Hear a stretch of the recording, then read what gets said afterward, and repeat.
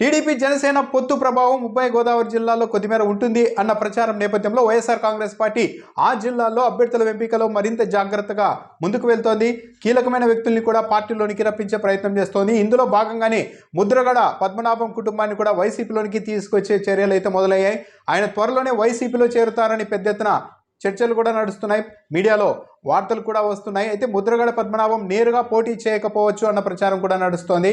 ఇదివరకే మిథున్ రెడ్డి ప్రపోజల్ వెళ్ళినప్పుడు తన దగ్గర ఆర్థికంగా అంత బలం లేదని కూడా ముద్రగడ పద్మనాభం చెప్పినట్లు వార్తలు వచ్చాయి. ఇప్పుడు లేటెస్ట్గా ఇక టికెట్ అని ఫైనల్ చేస్తూ ఉన్న నేపథ్యంలో మరోసారి సంప్రదించగా ముద్రగడ పద్మనాభం వైసీపీ వైపు వచ్చేందుకు సానుకూలత వ్యక్తం చేసినట్టు ప్రచారం నడుస్తోంది.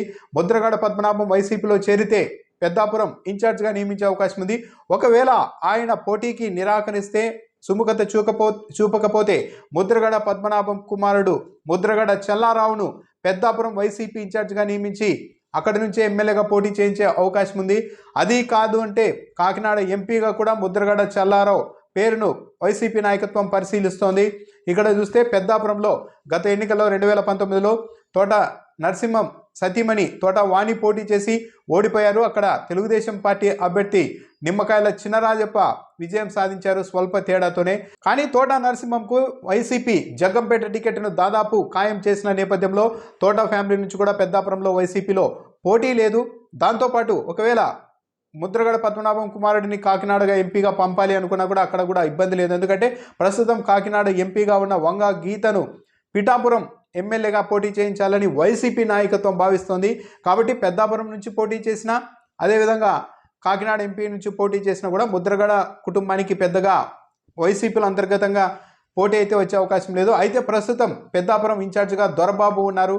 కొద్ది రోజుల క్రితం అక్కడ దొరబాబే ఎమ్మెల్యేగా పోటీ చేస్తారని మిథున్ రెడ్డి కూడా చెప్పారు. కానీ మారిన ఈక్వేషన్ల నేపథ్యంలో జనసేన టీడీపీ పొత్తు నేపథ్యంలో కాపు సామాజిక వర్గంలో కీలక నేతగా ఉన్న ముద్రగడ పద్మనాభంను వైసీపీలోనికి రప్పించుకుంటే దాని మేర లబ్ధి ఉంటుంది, లాభం ఉంటుంది అన్న ఉద్దేశంతో వైసీపీ పావులు కలుపుతోంది.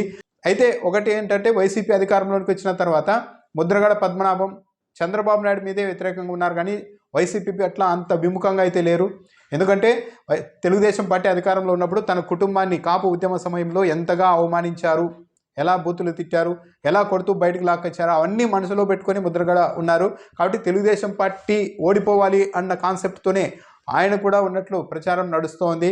దాంతోపాటు జగన్మోహన్ రెడ్డి అధికారంలోకి వచ్చిన తర్వాత తుని ఘటనలో ముద్రగడతో పాటు కాపు నేతలపై తెలుగుదేశం పార్టీ పెట్టిన కేసుల్ని కూడా జగన్మోహన్ రెడ్డి ప్రభుత్వం ఉపసంహరించుకుంది.